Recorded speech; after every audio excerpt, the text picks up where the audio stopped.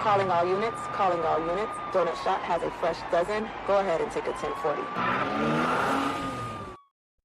Hey, what's up, guys? Welcome back to the Donut Shop podcast. I am here with Howard Mergler, commonly referred to as Merg by his friends. So I'll say That's I'm a right. fan, I'll just call you Merg. So welcome to the show. Howard is up in Virginia area, local police department up there, and kind of comes to the Donut Shop as an expert or with a lot of knowledge about organized retail crime, retail theft, but mostly more so in the organized realm. So we're going to talk about that kind of stuff today.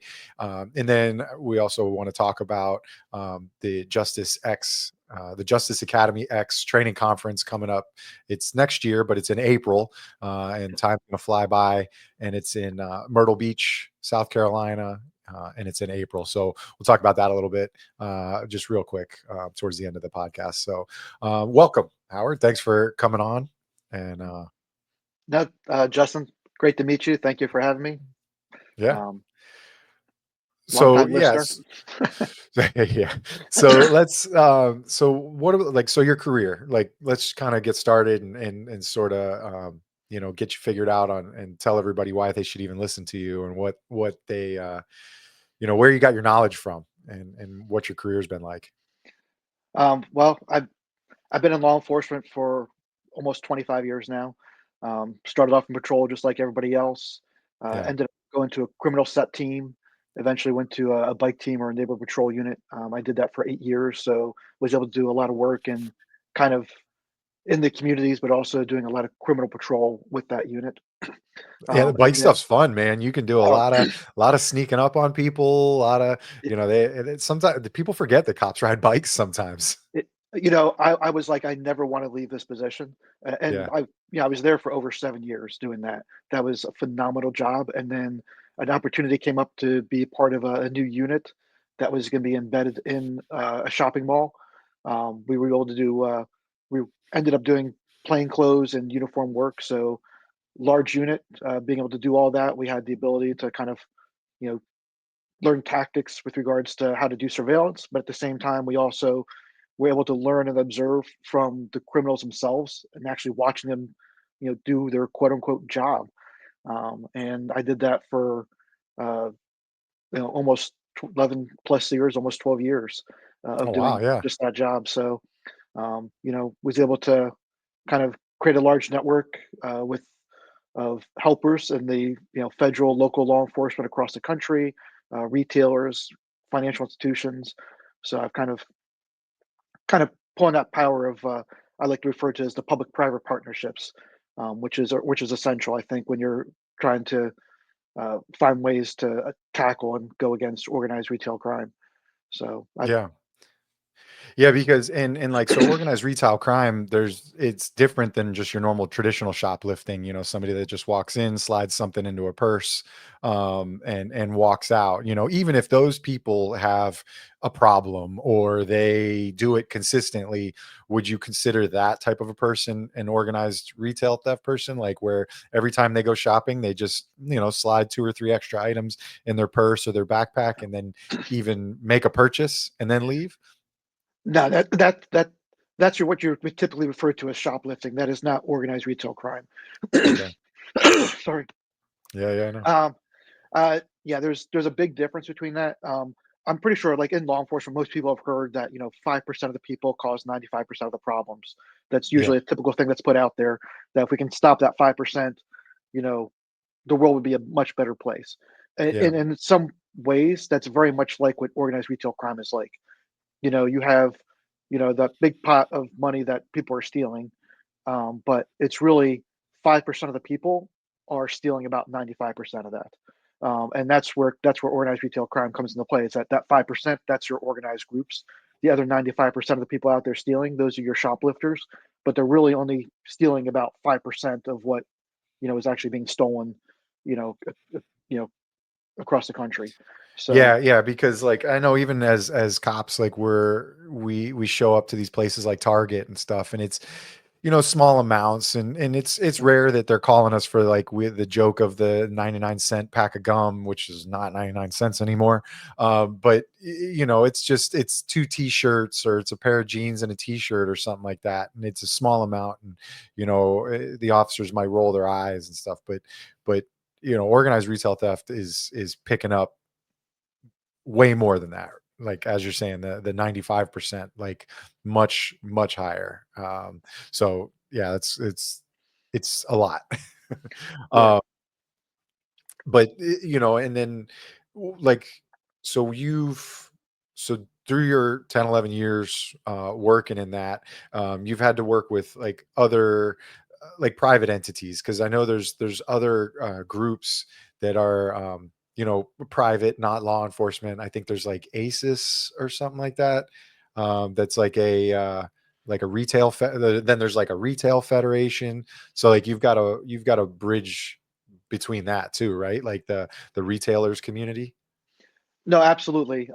So one of the organizations I'm involved in, the Mid Atlantic Organized Retail Crime Alliance, that's a way for law enforcement and retailers to come together and share information. There's a system that we use that you know we can put bulletins on there. Retailers can put bulletins on there. We can share the information, and there are a lot of other organizations out there that do that. There's the National Association of Bunco Investigators. Um, it What's that? sounds What was kind of that? What it's type the of it's the investigators? it's the National Association of Bunco Investigators. Bunco That is like was a game that my mom used to play when I was a kid. Like, she'd get together with ladies and play bunco. Is that? it, I don't think you guys are investigating gambling, are you? no, but it kind of the name probably comes from that to an extent because it refers to like scams. Okay. So it's the people that perform the different scams and schemes. So you have people that do the sleight of hand, Uh-huh.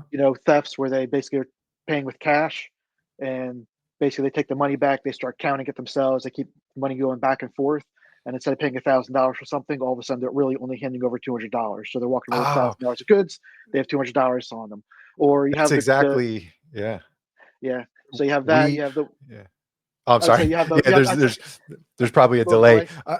I was gonna Um, say, like, we had a guy that we used to talk to. He moonlighted as a gas station attendant, so we talked to him at the gas station. But one day he was telling us a story, and he's like, "Oh yeah, I work major crimes for Walmart." And we were like, "You what? What is major crimes for yeah. Walmart?"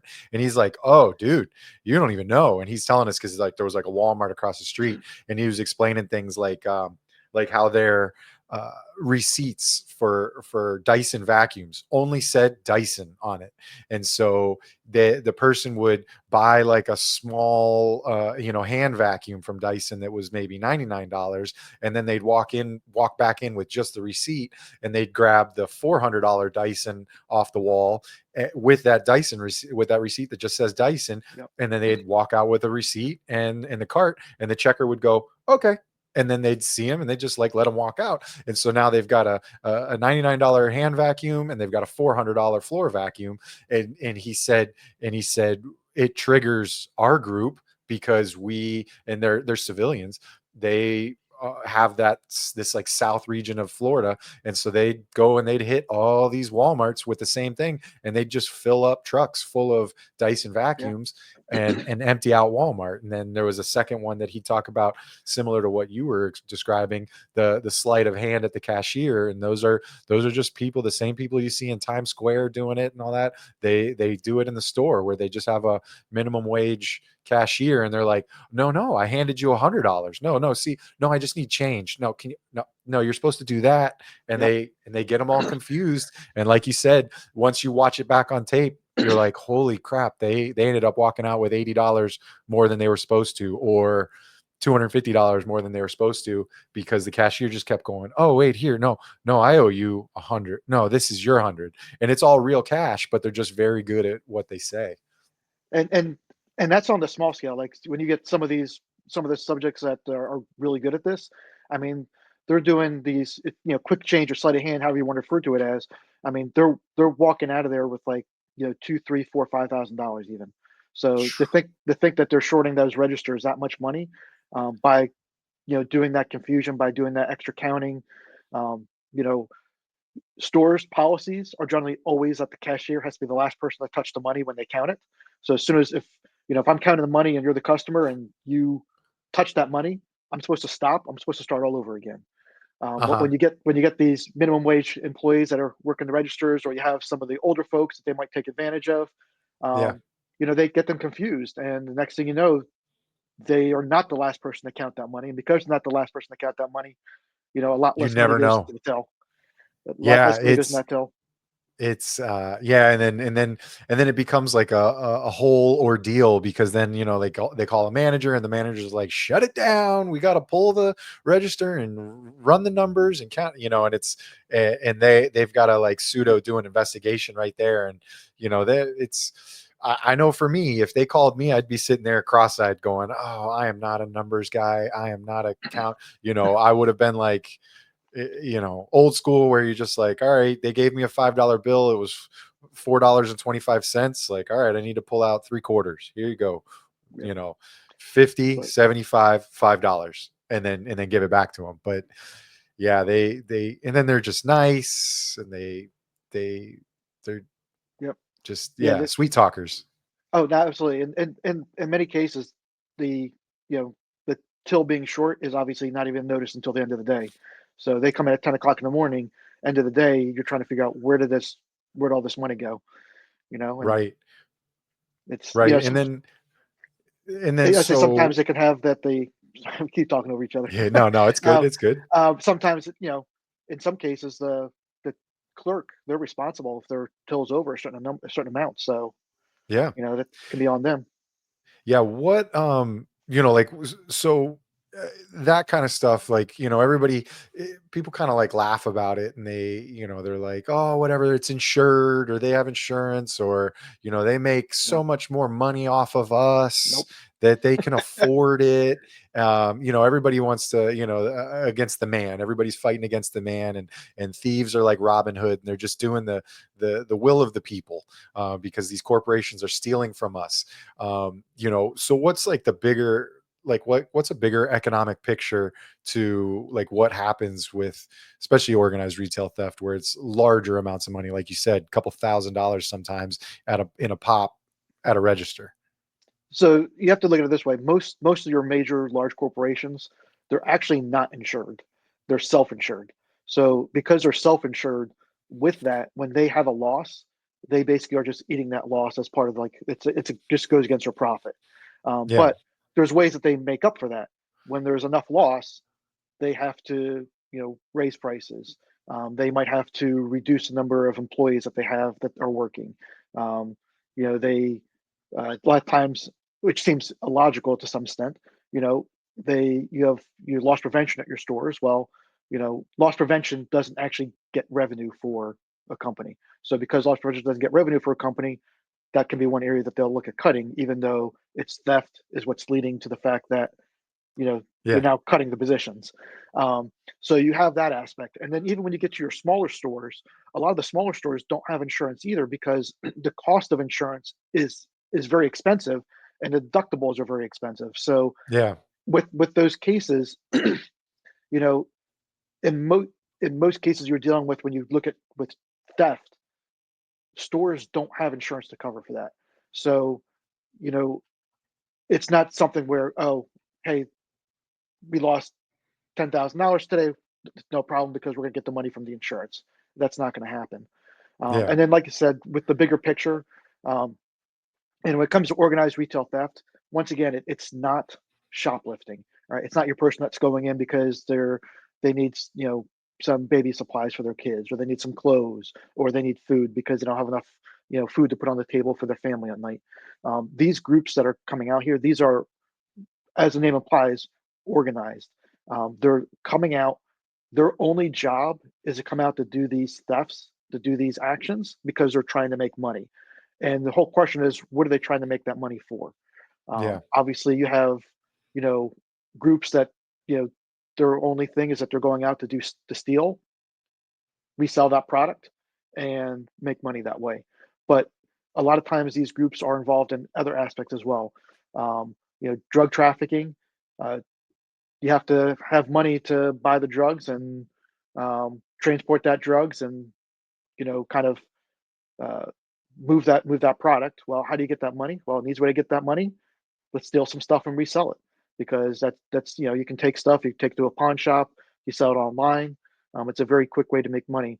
Yeah, Human trafficking. online's such a easier way to sell things now. Yep. I mean, we saw it even just in the days of the couponing years ago, where people Yes. would just coupon and, legally get like large amounts of stuff. They were doing it through garage sales, yard sales, swap meets and stuff. But, Yeah. so yeah, these guys could have other entities, other people involved that maybe aren't going out and doing the shoplifting or the stealing.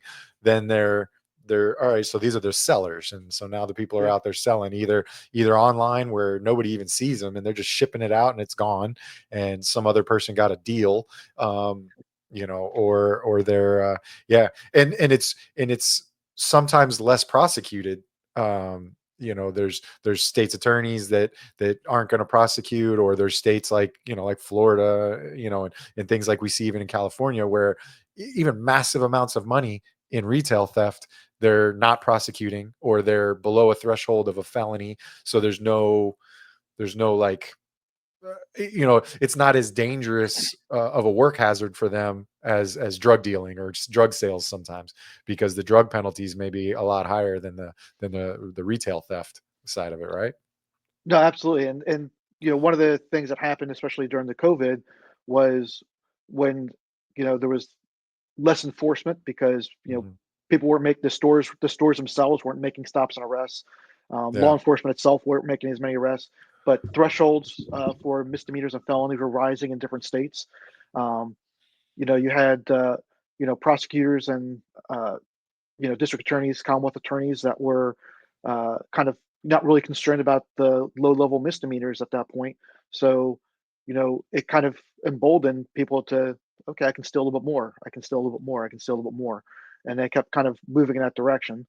You started seeing on the news more of the big, mob thefts and smash and grabs going on, because as long as it wasn't uh, considered to be violence, and if you smash a display case and steal stuff, or you run in and grab a whole bunch of stuff and run out, not necessarily violence, it was considered a property crime. And property crimes generally have always kind of been looked upon that, do we really need to do something with this, or is it's just a property crime? Yeah, But it's let's very let's different. get into that. Let's get into that property crime conversation a little bit more in a second. Let me drop a little uh, commercial, and then we will be right back. Yo, what's up, everybody? Want to let you know I have a new website format. Same website, donutshoppodcast.com, but this time I'm running it through Shopify. Make it much easier to purchase items, because aside from the hats that I have up there, Donut Shop Podcast, PVC hats, the blue line snapback, laser mesh, nice and clean on the inside, comfy hats. I have some other swag, t-shirts, can koozies, just some other stuff that I put up there. I'm running the website through Shopify, and so it'll make it real easy for you guys to go on and purchase some stuff and support the show. So thanks for tuning in and following the show, and don't forget donutshoppodcast.com. Thanks. Yeah, all right, we're back. So yeah, so misdemeanors, lowly crimes, property crimes, like, what do we care? We just want to prevent people from getting hurt. But like you said these mob thefts where like 20 people run into a Louis Vuitton, smash a bunch of stuff, and every one of them runs out with my wife got one, and it was like a $5,000 purse, you know. I mean, yeah, it's a property crime. It's a felony in most states. Um, but like, shouldn't something such so egregious as that, and I mean, I think as police officers, we can qualify that somewhat as violence, because you have chaos. Like, I Yeah, would put chaos and violence kind of in the same side of the Venn diagram, I guess. Because somebody could get hurt. You've got absolutely. you kind of jacketed security guys in some of those higher end retail stores, and those guys are trying to, like, hey, hey, hey, whoa, whoa, whoa, and protect people, and then it just causes stress and fear for customers because they don't know what's going on. Is this a terrorist event? Is this a, but again, some people and even powers that be are going to go, that's a property crime, like whatever. So what do you say about that? I mean, and that's very true. That's usually the most common response that comes out of that. But I agree very much what you're saying. There is that intimidation and fear factor. For the employees that work in that store, they have to go like think about that. Your store's just been trashed, um, and the people are caught. And then when it goes to court, maybe you as yourself as a witness, you might end up having to go to court as part of it. Maybe not, maybe not, but you find out that, oh yeah, all those people that broke in here, that stormed your store and stole all this stuff and trashed the place. Yeah, basically nothing happened to them. Um, that's not going to make you feel safe and secure when you go back to work the next day normally. So, you know, there's that, and then just along the lines of going back with the whole idea, these are organized groups that are doing this. What are they doing this for?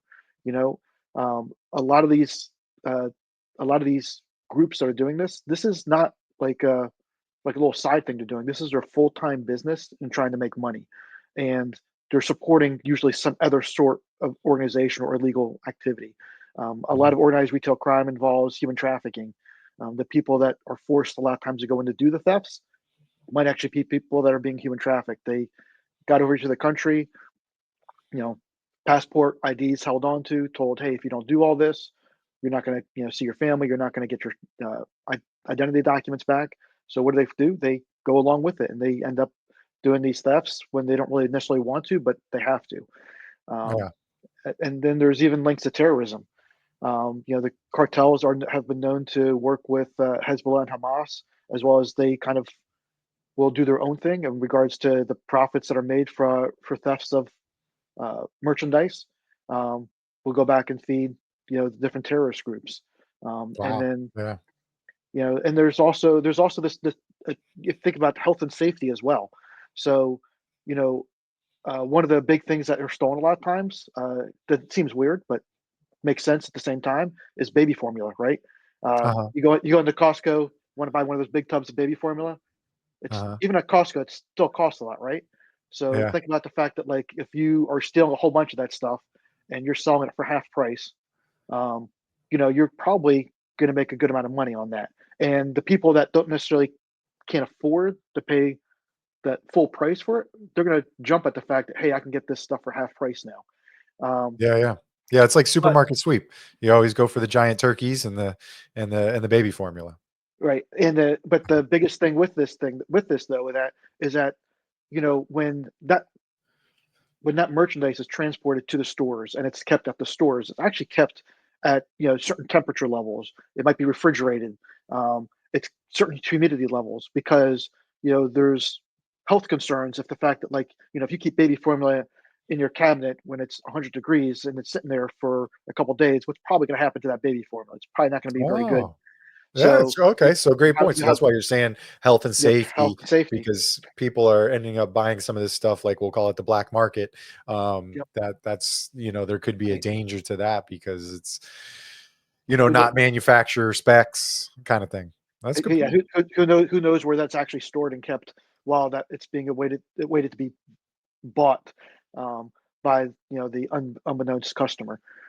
So there's definitely a lot of different areas where organized retail crime comes into play with regards to how it affects all of us in different ways more than just a property crime. Yeah. And then and I was thinking kind of you mentioned the employee back there, and that's probably one of those things that like the hurdles that you have to deal with in prosecuting it, aside from prosecutors that don't want to take cases because either A, it's a property crime or it's doesn't meet a threshold. But some of these things is you may have uh non-invested employees Oh yeah, that are calling you for that day, but then 6 months or a year later, when it comes to trial or depositions, they either don't work for the company anymore because it was just a yeah, retail job. yeah, It wasn't a career. So then the case ends up sometimes falling apart, or does it? If those people ghost or are just hey, I've worked 2 jobs since that job. I don't even remember what that case was. I'm not going to be of any help. Like, do you run into that, or you see that kind of pitfall? Oh no, absolutely. And I mean, I can case just I think it was earlier this week, in which it was for all purposes, it was technically a commercial robbery case, basically Okay. a theft and an assault of the employee. Um, but it took about 2+ years at least for that case to finally come to court because Wow. of the subject being wanted, and then it took a while to get him arrested. But when all was said and done, when it finally came to court, the employee that was actually assaulted as part of the robbery no longer worked with the company and didn't know how to get in touch with them. So Yeah. at that point, you lose the robbery. In this case, at least you still had a representative from the store that was actually there at the time as well.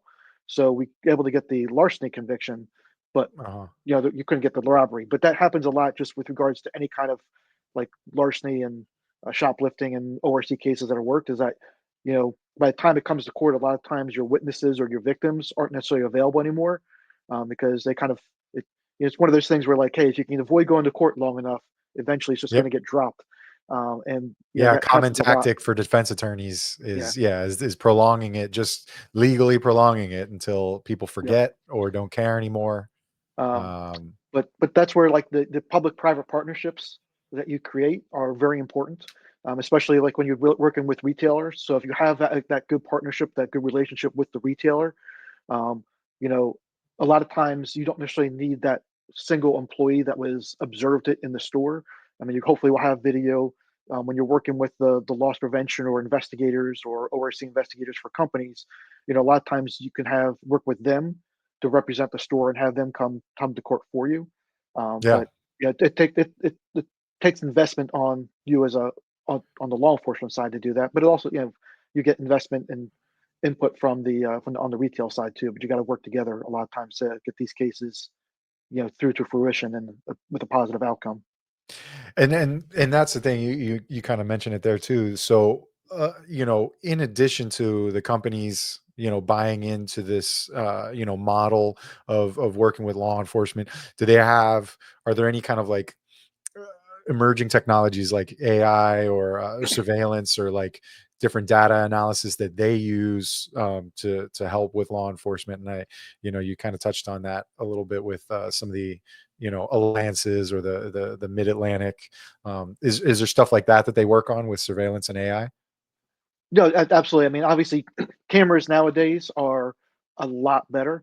I mean, you still see them where you get the bulletins of like, have you seen this person or can you identify this person? And it's Bigfoot. Yeah, Things like yeah, that. yeah, And you're like, really, you still have that camera today? yeah, But yeah. a lot of the cameras, It's a thumbprint smudge of exactly, of a person, and it's like what? yeah. Yeah, But the cameras today in stores, are phenomenal in some cases. As I yeah, mentioned with that, and you talk about the people that do the sleight of hand, where they're folding that money over and putting it in their pocket. You can actually literally see that on the cameras now because the camera quality is that good. yeah. But along with that, you have the LPR systems that are out there that are absolute, um, like an immense gold mine with regards to helping with investigations and identifying people involved. Um, but one of the other Totally big true. We things, just we just our mall just paid to have those installed at all the main access roads into the mall, the LPRs. So it's a they're the game ones changer. that are footing. So it's a private entity footing the bill for that, and at the time, even our commission still was like balking at the idea, and it's like, but it's a private entity paying for it. We're not. Yep, It's not our budget. Like yep, they're paying for it. They're giving us access to the system. Like yep, they're helping us solve crimes, and if the exactly. word gets out about it, maybe criminals won't come to the area, Yes. but like I will speak slowly for you, but they're all, oh, is it the LPR violating someone's rights? And it's like they No. don't have rights on the roadway, like, Yeah. so I just It's I it's a yeah, the LPR thing obviously is a very big deal up here with regards to privacy issues and what we yeah. can and can't do with it. So our law changed recently, even to regards to how we can use it and how it operates. Which on the retail side, or let me put it this way, not retail side, but on the avenue investigating retail thefts, it doesn't really change much for us too much, but it's still been a game changer for us. But one of the other biggest things that is a huge impact with regards to investigations for retail theft is RFID. Um, so, you know, people think like, RFID, you can basically track an item anywhere it is.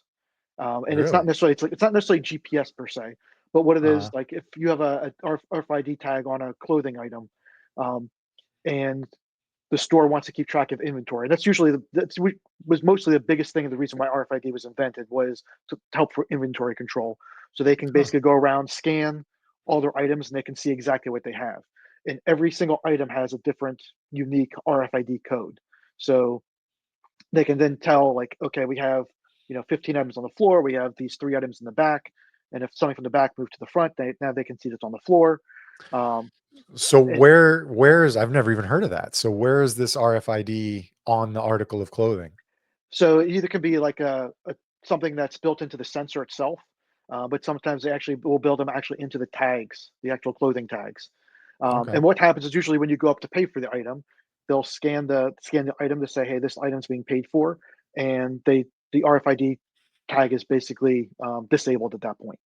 So it's Becomes, not. yeah, because okay, so that's the times where they like wave it over like a magnetic field or something on the cash register or something like that. They kind of like rub it on there and it sort of destroys the RFID or whatever. That could be one of the ways Okay. that it's taken care of. But what they kind of found is that, hey, we can actually use RFID to help with prevent theft or help track theft. So you have your those the sensor gates for when you walk out of the store, which a lot of times if you walk out with a sensor, the alarm goes off or the lights up, and people are like, oh Yeah. my goodness, I didn't pay for something, or hey, you forgot to take the sensor off. Well, Right. what they can do is they can now look at it, and they can connect these gates to the actual camera systems they're using. So they can set certain thresholds like, hey, if 5 items walk out all at once, there's a good chance that's not that someone forgot to deactivate something. It's This is going to be a theft. So when someone walks out with the 5 items, the system will pop up and flag, hey, this person walked out the store with these 5 items. And it'll tell you specifically the 5 items because that's how RFID works. And they know exactly the amount Wow. it costs. But Because then that's the even, other annoying part is trying to tell for the police report, the initial report, like, hey, how much loss? I don't yep, know. We got to pour through the cameras. And then yep. I always question, oh, are they tacking stuff on because they know they have this much loss or shrink over the last month? So it's like, oh yeah, throw that TV. And it's like, yo, the person didn't walk out with a TV, like that kind of stuff. But oh wow. So Yeah. that Yeah. and then that Um, kind of like so that's good for like let's use border terminology, like the gotaways, like the people that they weren't following as loss prevention or as management. They didn't even know that that person was stealing, yep. and then these cameras kind of come up with a report, or their security system comes up with a report later in the day, and it's like, hey, FYI, idiot, you had 6 thefts of 5 items or more. Wow, that's And, and that's a big thing. I mean, like I said, it's a great way for them to recognize when they have theft, but even better, along with that, helps us as well. So I've worked cases where we've had uh, thefts where you have like your typical retail fence where you actually have like actual storefronts, right, where they're actually selling stolen merchandise in it. Well, how do yeah. you know that this? How do you know you walk in the store and it's loaded with you know merchandise from all these different stores or manufacturers that that don't sell to this little hole in the Yeah, I wall go to this place called retail location. Goodwill, and I see that all the time. I think they're probably into. No, I'm just kidding. Yeah, no. But I mean, but yeah, but when you go to like these stores and you're like, okay, I know that this product is not going to be sold by this little storefront. How do they get this merchandise? But with RFID, they can take their scanner in there and scan the store for their merch. A retail can scan their store for their merchandise, and it'll tell them, hey, this is merchandise that was from your stores. And now, along with the fact of saying from their stores, because of how RFID works, they can even track back, hey, the last time this product was scanned was when it walked out of your store on this Wow. date and time, or Yeah. if it was last inventoried, like it was last inventoried in this store on this date and time, but there's no record of the item being sold, right? So now Man, thieves are gonna love this episode yeah. because we are giving some insider information to them. So no, Um, but that's but you super know, cool. so and then once again, like even if they scan the stuff at this retail fence, maybe they didn't even realize the stuff was stolen, right? They go back and hey, this was last scanned in your store on 3 days ago. Well, so now they go back and look at the video from 3 days ago, and they go, oh yeah, look, here's the actually person that's stealing that item. So And now just we've so actually happens that they're also the cashier in this dumb store in the mall that just came up, and just started up. So it's like, hey, that's the cashier that was in yeah. there. But yeah, I mean, like I said, RFID is probably one of the best or biggest game changing technologies in the retail theft world right now. Just And it's because probably of fairly cheap, for them. I mean, not it, inexpensive, but it is dropping in how much it costs with regards yeah. to it. But you do have to also think about it this way: like even if a retail theft, even if it costs only about a cent or half a cent to embed the RFID technology in a piece of merchandise, when you think of your major retailers, like you think How of many pieces? how many pieces they have, Yeah. that money that starts adding up. So Yeah, yeah. It um, puts a chunk in the budget for sure. Um, all right. I'm interested. I want to see if you have any interesting stories about actual crimes that occurred. So I'm going to drop another commercial and allow you to think and go to your notes about it. So it's not just a full blown surprise. So we'll be all right, right back. all right. What's in the cup? Guys, what's in my cup? Blackout Coffee Company. We joined up with them. I've been drinking it and I enjoy it. And I think you may enjoy it as well. So you can go over to our website and click the link, or you can just go to their website, blackoutcoffee.com, and use our coupon code to get 10% off. The code is DSP10. So go over, check it out. All right. So story time with Merg. If we've got anything, like a hairy situation like, I mean, I know I could tell a quick story about one of our sergeants that I think he was just a detective back then, but he was going in for some follow up, and it just so happened that some organized retail theft had happened like right then and there. And so he went to go detain the guy and got in a full blown fist fight with the guy.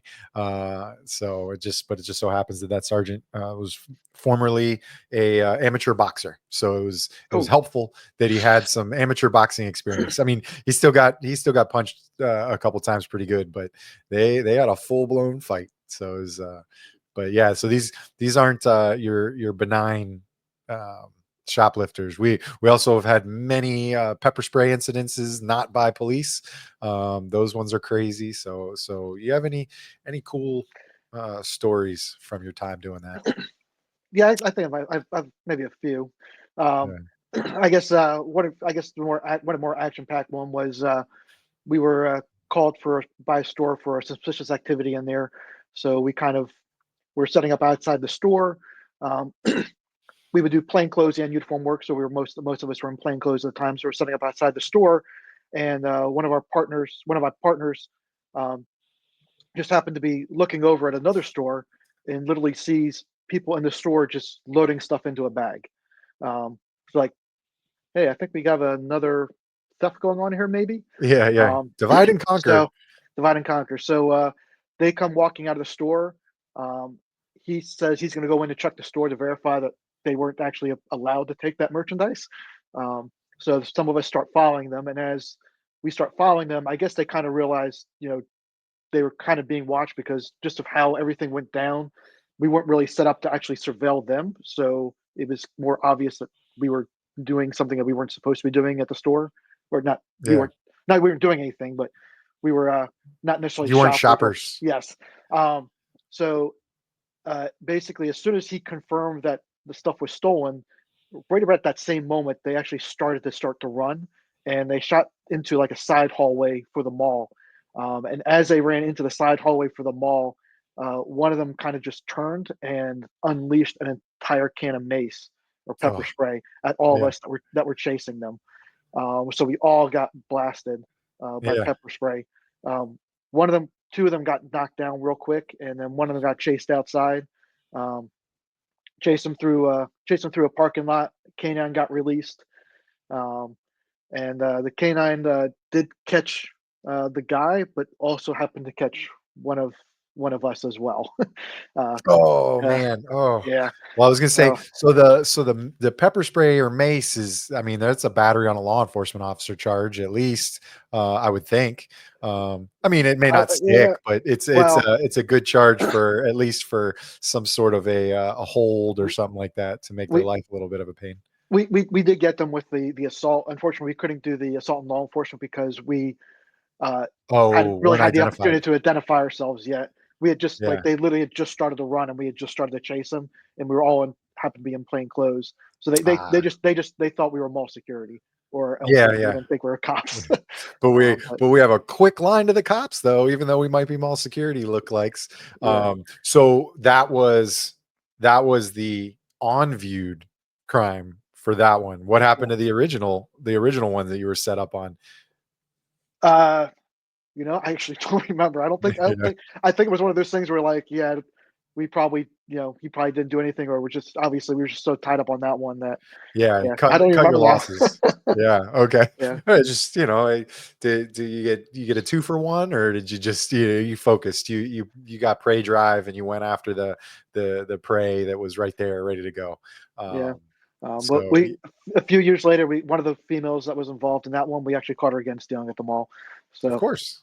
yeah, I mean, we have a frequent flyer wall, in the mall substation that just, it's like you yep, almost know people by name, and it's like, all right, hey, this one has a trespass on him as well. So if you flat out see him, that kind of thing. I mean, I know because like I worked 6 years retail, well, 7 years retail. Through high school and college, and I worked for Old Navy, and that was before there was any kind of loss prevention movement or security companies that were working for the stores. And so we always had, the company always had a hands-off approach because of lawsuits, and you can't accuse somebody of stealing unless you're fully sure of it because you watched them meet all these yep, criteria. And but I was always the guy that just, read the room, and it's like if somebody made eye contact with me across the store and didn't like say, "Oh, yes, sir, can you grab me this pair of jeans?" They were usually stealing, in my opinion. So that would always cause me to walk over to them and strike up a conversation, or do the techniques that yep, they explain to us in our little training. And I was always the guy on the radio because this was Old Navy, so we used to wear the little, Janet Jackson headsets with the microphone and stuff. And they'd always call me. They'd say, "Hey, Justin, can you go over to this location and talk to this person," or something like that, because I wasn't afraid of doing it. And I got plenty of stacks of clothes thrown at me and tables flipped at me and stuff because of my semi-aggressive form of customer service that I'd give eh, these people. But I was usually correct. I would say I had a 90% correct feeling when it came to just the simple thing like eye contact with people. no, and that's a big thing. I mean, it's there are a lot of different indicators out there. With stores, we always talk to them, and they let us know, hey, we did some aggressive customer service, is how they put it. Which I mean, you kind of actually even use those words. Yeah, Um, but the idea is like that aggressive customer service is when you think something might be going on. Hey, you stay with that person, you stay up on them, like make them uncomfortable in the sense that they don't want to steal, that they'll just leave the stuff and walk out, hopefully. But and then yeah, I mean, you mentioned about hey, unless you're absolutely certain about stealing, we that's one thing that we have to work with a lot with our retailers, is that we get a lot of bolos or be on the lookout for subjects, but they don't want us to make a stop on them because they don't necessarily have the steps that they need to say that this is an actual theft. Or most places have the 5 steps. You have to yeah, watch them walk into the area. Um, watch selection, watch concealment, watch them walk out, and you have to have eyes on them the entire time. constant And if the visual. Yeah, constant visual, yeah. And if you don't, then if one of those steps is missing, all right, got to let it walk. But yeah, working with the retailers, being in the mall, retailers let us know about hey, someone that hey, we had maybe had 3 steps or 4 steps on, we don't have all 5. We're gonna we would try and work on getting eyes on that person so we can actually watch them and follow them around the mall. and you eventually see if they steal some. We would actually watch them steal someplace else. And if we watch them steal someplace else, we arrest them. Hey, now we get them back with we get recover what they stole when we watch them. But oh, look at this! You had this stuff too on you. Oh, that's from that other store. Oh, how about that?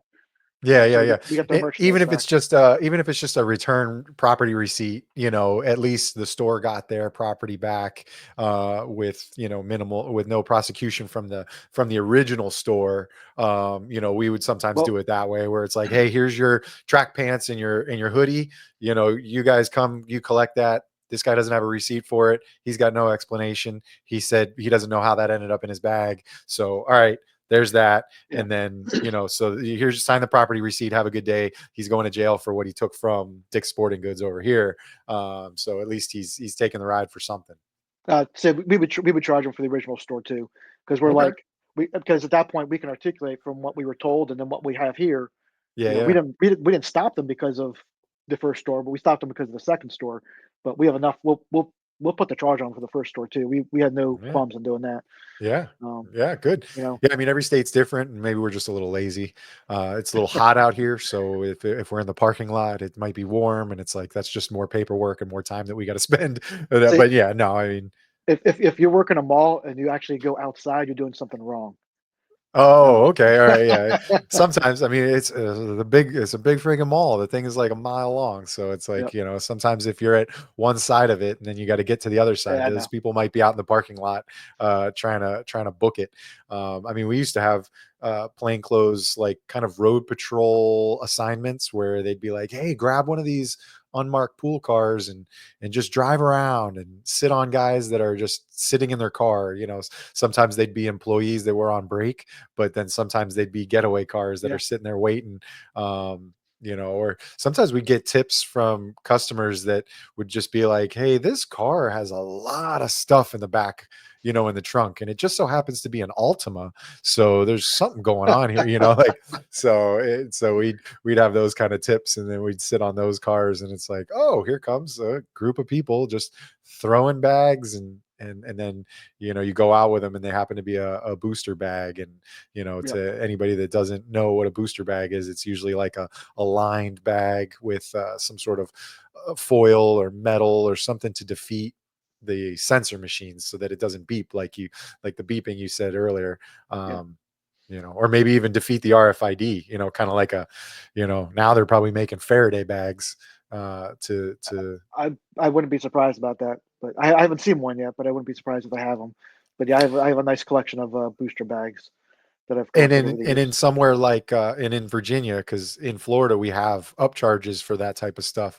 Mhm. You guys have like upcharges for these shoplifting assistants. Yeah, so we have if you have a booster bag itself, like any device to shield against anti-theft devices, is just a misdemeanor. But there's also a burglarious tools charge, which so if you have any tool, implement, or outfit that's used to for larceny or burglary, that's a felony charge. So we articulate that if they're using the booster bag to commit larceny, that's a burg tool. So we'll charge them with the felony Oh, for that. And then if they oh, have like the magnets or the sensor removal hooks, those are all we'll charge them with the burg tool felony for that too. or even sometimes those like a retagging gun or like a tagger gun, with the Yeah, little plastics, sticks to like pull a tag off something else, retag it, and then that way it looks natural or looks more like what that shirt had. But you're tagging a shirt that was $45 with a tag that is $12 or something like that. yeah. Um, Those are ones too that we've used on those kind of like tools or shoplifting assistance type stuff. Yeah, I mean, we've done it as simple as that someone had a lighter because they used a lighter to melt the sensor. If Ooh. if they've actually melted the sensor, not you can't just say there's a sensor, they have a lighter, that's a berg tool. But if they actually used it, we can articulate they used it, hence that's the berg tool. And Yes. then even we've had ones. It sounds it sounds really strange, but we've actually charged people with a berg tool for having a sticker. Um, and because there are certain stores that have they'll put stickers on their products when they're sold, and Uh-huh. they'll scan that sticker as part of like the sale. So kind of like the Oh idea is yeah. you can use that sticker later on if you want to do a return, you don't have to actually have a receipt. So the idea Yeah, is like that, Macy's. I think Macy's yep, used to. It's been a little while, but yep, they still Macy's do. throws stickers on the bottom of every tag Yep. as It's a called a counting message. it's called a CRL, customer return label. Oh, So, but the idea is you can return that item without having a receipt because they'll scan the sticker. Well, the idea is what some people will do is they'll actually just steal the stickers or take stickers off other items and put it on merchandise. So that way, when they either try to leave the store or when they are try to do a fake return with the item, they have that sticker. So will kind of will consider that to be a burg toll because we're using that sticker as part of to commit larceny. wow. Wow. Yep. And then it just goes back to the conversation of, man, they put so much time and effort into these Yes. thefts, into this organizing and this thought process, that it's like, man, if you just had a real job, you could probably excel at your real job. But Yes. it's not in their nature. It's not they just, they probably get more days off. They get more paid time off being a thief than they do if they worked a real job, I guess. All right, so I'm going to run one more commercial, and then we can talk about your training company, and then kind of Sure. we can wrap this whole thing up. So let's drop this. Hey, come here. No, bring it in real close. I got something for you. Did you subscribe yet? Right down there. Hit that subscribe button and the bell notification, because you got to know when we're going to give you a show. Do it. Go now. I'm waiting. Come on. Right there. All right, back to the show. All right, we're back. So let's talk about Police Geek and like, so how long have you been doing, it came sprouted out of a IT company, and then how long have you been doing this kind of side gig of training and sharing your wealth of knowledge? So I've been like training wise, I've been doing it for quite a while. Basically, I developed the department's only retail theft uh, like training class, and I also um, way back when, aging myself a little bit, but I myself and another person developed our uh, like holiday anti-theft training, where we basically would teach officers how to actually do surveillance and about different retail theft and kind of how to kind of work those kinds of cases in a mall setting. Yeah. So I've been doing that for years. So I kind of just more formalized it more recently. So the idea is, I'm hopefully going to go out and do some training to other agencies, departments with regards to how to do plainclothes operations, how to, the indicators to look for with regards to retail theft. And, you can I guess you can kind of leave it just like retail theft and fraud as opposed to saying organized, because in reality, the indicators that a criminal does for a regular shoplifting is pretty much the same thing they use for on the organized side as well, and really applies to almost pretty much any kind of criminal out there too. So Yeah. they all kind of do the same thing when you're committing crimes. You have the whole the idea like, hey, if they have a gun on them, they're usually always going to touch the gun and tap the gun all the time. So Yeah. Keep whether checking that what it's there. keep checking, make sure it's there. Well, guess what? If they have stolen merchandise in their pocket, guess what they're going to keep doing when you're talking to them? They're going to keep touching it, right? Same kind of Yeah, they thing. cue to it by either looking at it or touching it, Yeah. for sure. So You mentioned it. I think we talked about it pre-show, but you mentioned just there fraud. What kind of stuff? What kind of fraud gets involved? We'll stay in the realm of your training company, but what kind of stuff what fraud gets involved with this whole aspect too? I mean, the biggest thing you know about it really is, I mean, you have credit card fraud, obviously, gift card fraud, and you have refund fraud. What's interesting is I think they say probably about retail theft cost the industry about 100. Probably this year it's probably about be close to like 120 billion dollars a year, Mm. um, Yeah, but that doesn't include refund fraud. If you want to include refund fraud, it doubles the number. um, yeah, which that's usually not a number that people talk about. But you have the refund fraud, like basically stuff is stolen and then it's being fraudulently returned. Many times when the stuff's returned, it can't not necessarily be resold by the stores, but they give out that mhm, money. They're giving out that money, so they're almost taking a yeah. double loss. Yeah, You have they trash it. They trash the product, and then they're still giving the money away. Yep. And that item had been stolen from them from the first place. So, Yeah, yeah, um, yeah, yeah. but then you also have, you have gift card fraud where, the big thing, and it's directly linked back to, the uh, Chinese organized retail crime groups, where they're going in and they're stealing gift cards. They're tampering with them, putting the gift cards back on the shelf, and then when they get activated, the money gets drained off. That's a big thing right now too. That's there's lots of states are looking at changing their laws with regards to how, or telling retailers how they have to actually, um, you know, develop their packaging, put their packaging on out on stores to make sure Yeah. that this kind of gift card draining doesn't occur. And of course, then Oof. um, you have credit card theft and fraud too. So people are still stealing credit cards like crazy, and the fraud. Um, the days of like the clone cards is not so much per se to an extent. It's still Mhm. there, but the physical people are still now a lot of times physically stealing the cards because of the chip in them.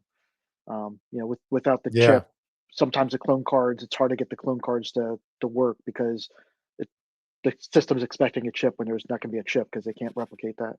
Yeah, it's rare that you do a swipe anymore. Everything's a tap or a chip, but Yeah, and they're getting these through traditional crimes like burglaries, like vehicle burglaries, yeah, where and we're seeing it, where they just go and they hit two or three streets in a row, and it's yeah, people's wallets that they leave in the car, and then once in a while these guys find a gun, which is always yeah, beyond me, and that victim always gets a good browbeating for leaving a gun yeah, unlocked inside of a vehicle, because they're rarely even smashing these windows of cars. They're just walking around pulling on door handles and finding yep, unlocked cars, and then they root through it, and it's like, oh look, here's 3 credit cards. Oh, and a Glock 19. yeah, Great, thanks.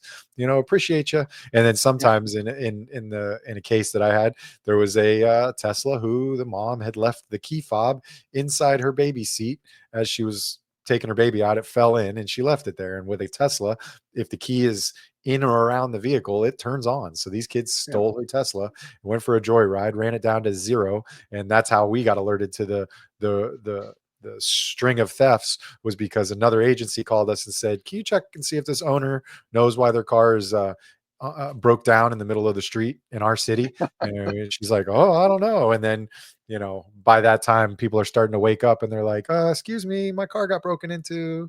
And yeah, then we pretty much had to walk the street and knock on doors.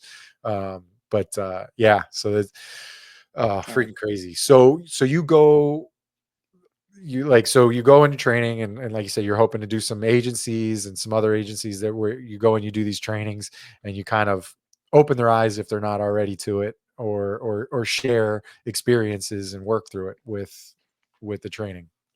Yeah, so basically, kind of, for law enforcement, talking about the criminal indicators that they can be looking for, how these different organized retail crime groups work, like the different MOs that they use. Hopefully work with retailers, loss prevention as well, Yeah. and then kind of also talk to them about plainclothes operations and tactics they can use inside malls and stores to kind of follow and track these groups around. When when was in that unit, there were times we would actually follow groups around for like 3 or 4 hours throughout the day, just watching them steal at multiple different stores, and then we would, after, we're like, all right, you know what, it's getting close to dinner time. Let's lock them up. So Yeah. Yeah. we would lock them up, and we'd have stuff from like 7, 8 stores on them. Yeah. That and obviously when you can charge someone with 7, 8 stores compared to just one store, it sometimes makes a big impact when it comes to court that you might actually be able to get a conviction. So kind of talking to them about that, and then um, you know once again I'll say it, public-private partnerships. It's the key to anything that you do with regards to organized retail crime and fighting that. So just kind of working with agencies and retailers that say, okay, how can we work better together? What can we do? What are the different things that we can do to kind of make it so that we're on the same page and working together and not working against each other? Yeah, the buy-in between the company and the employees along with law enforcement. That's not, law enforcement might roll their eyes at it or over it, but if they buy into it, and then if the employees buy into it, then you can create together, because you can't, without that partnership, you can't create a solid No, case. It's no, difficult. Like we talked about before, people go off in the wind and forget about it and stuff, but it's like if you're equally as passionate about it, then you're going to end up being able to obtain a conviction. So this is something that we can come back to this. This is something that you will be talking about in training in Myrtle Beach in yes, April at the Justice X or at the Justice Academy X conference, yes. Myrtle Beach. So the 21st to debatably the 23rd or 24th. Kenny may have added an extra day, so I it's in think he did. April. So people could come and learn from trainers such as yourself, even more than we covered, I'm sure, on this Yeah, podcast, and in depth. Very cool, very cool. So yeah. I'm looking looking forward to forward it. to it. And, lots of good training opportunities, and then so I'm going to have some other people just like Howard or Merg on this, some episodes. Kenny's sent me a few people just to talk to, and kind of wet the beak of police officers or even retailers that might be interested in sending some employees to come out and go to that training. So that'd be awesome, man. So very cool. Anything you want to add? Any other shout outs or anything like that? No, I mean, I definitely want to thank Justice Academy for inviting me to come teach with them at the conference. Um, I think it's going to be a phenomenal week there. The cast that they have lined up are people that I have looked up to for a long time with regards to their work in law enforcement throughout the years. So I'm just ecstatic. I Yeah. don't really show that right now, but I am ecstatic. Yeah. I'm ecstatic. I'm You need actually some facial features, yeah, please. yeah. Yeah. I'm actually ecstatic about the fact that I'm gonna be able to be on up there with them and be able to see them in person and learn and hear from them as well. So I think it's gonna be a phenomenal week. Yeah, because I mean, there's some awesome stuff, and then those of us in the podcasting world, counterculture is going to be there, and we're going to have some live podcast stuff, some meetups and get together, with the trainers, with the podcast personalities or the different hosts. So everybody's going to be there. So there's going to be some cool stuff to see in Myrtle Beach in April. So check it out. I'll drop a link in the description for information for Merg, as well as the training conference, because that's going to be a big thing. So Yeah, all right, man, well, we'll wrap it up, and thank you very much for coming on the show, and for everybody I, else watching, thanks for sticking around. I appreciate it. Thank you. All right. Calling all units. Calling all units. Donut shop has a fresh dozen. Go ahead and take a 1040.